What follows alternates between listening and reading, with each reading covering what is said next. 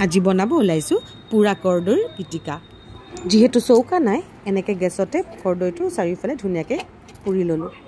আপোনালোকে কোনে কেনেকে কৰদৈ খাই ভাল পায় কমেন্ট যোগে জনাবচোন বাৰু এইখিনি সাইড কৰি মই সফুটা নহৰু এনেকে পুৰি ললো ইয়াৰ পিছত আৰম্ভ হৈ গল আমাৰ সাফাই অভিযান পুৰি কলা হৈ যোৱা অংশখিনি এনেকে গুছাই লম ইয়াৰ পিছত মই পুৰি থোৱা কৰদৈখিনি এনেকে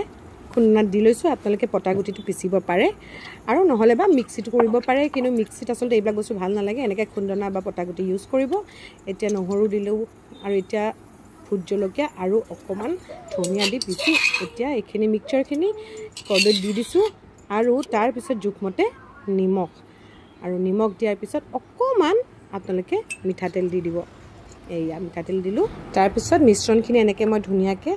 চামুচৰে মিলাই লৈছো আসলে হাতেৰে পিটিকলে বেছি ভাল হয় কিন্তু মই এখন সাহস নহল ভুট জলকীয়া দিয়াৰ পিছত আৰু ফাইনালি আমাৰ কৰদৈ পিটিকা ৰেডি মোৰ জিভাৰ পানী ওলাইছে মই খাওঁগে দেই